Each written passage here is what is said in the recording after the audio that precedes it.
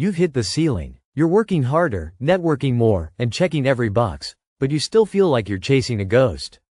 What if I told you that the lack you feel in your career isn't a productivity problem, but an identity problem? Today, we're moving beyond fake it till you make it, and into the mechanics of the I am method and the bridge of incidents. For those of you in high-pressure environments, the concept of manifesting often sounds too passive. But what we're discussing today is a psychological and metaphysical framework. It's about shifting your self-concept from someone who is seeking success to someone who is the embodiment of it. In this video, we're going to break down exactly how to use I am statements to redefine your professional identity and, more importantly, how to navigate the bridge of incidents.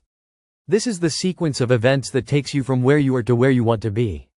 If you've ever felt like a setback was a sign to quit, this video will change how you view your entire career trajectory. Let's start with the foundation, the I am method.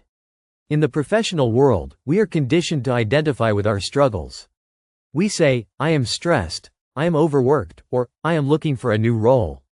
I am is the ultimate creative power.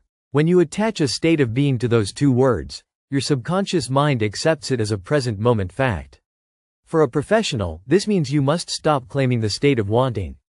If you are wanting a promotion, you are identifying as someone who lacks it. To shift, you must claim the identity now. I am a leader who commands respect. I am the owner of a thriving firm. You aren't lying to yourself. You're commanding your subconscious to filter reality through the lens of that identity. This isn't about the future, it's about the version of you that exists right now in your imagination. Drop a comment below with one I am statement for your career. Don't say what you want, say who you are. Now, once you assume this new identity, something interesting happens. Life doesn't always change instantly.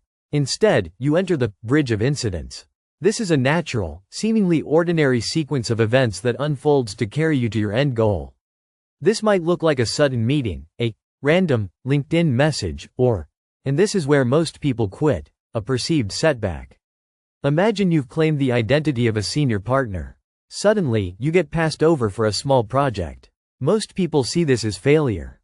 But on the bridge of incidents, that rejection might be the very thing that clears your schedule for a much larger opportunity 2 weeks later. The bridge is often composed of coincidences that only make sense in hindsight. Your job isn't to build the bridge, it's to stay on it. This is where bridge thoughts come in. These are the psychological platforms that keep you from falling back into a state of lack when things look messy. A lack thought says, I didn't get the lead, the method isn't working. A bridge thought says, this detour is part of the bridge. My subconscious is orchestrating the perfect path. For the professional, this is a form of mental discipline. You must remain loyal to the end.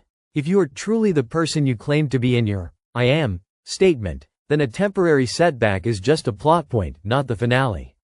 You interpret every incident, good or bad, as evidence that you are moving toward your destination. This prevents the identity snapback that happens when we get discouraged.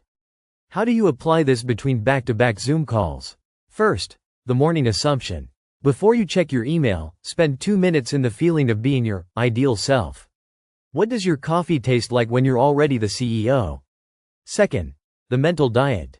Throughout the day, monitor your internal monologue. If you catch yourself thinking from a place of not enough, pivot back to a bridge thought. Remind yourself, I don't need to know how this works, I just need to know it is working. Third, the evening review. If a meeting went poorly, don't replay the failure. Replay it in your mind as you wished it had gone. This reprograms your subconscious to stay aligned with your I am identity rather than reinforcing the lack identity. Shifting your identity from lack to fulfillment isn't about changing the world around you. It's about changing the I that perceives it. When you change the I am, the world has no choice but to follow across that bridge of incidents. Remember, you aren't trying to get somewhere. You are simply allowing the person you already are to manifest in your physical reality. If you found this breakdown of principles helpful for your career, hit that like button. It helps the algorithm share these tools with other professionals who are tired of the grind.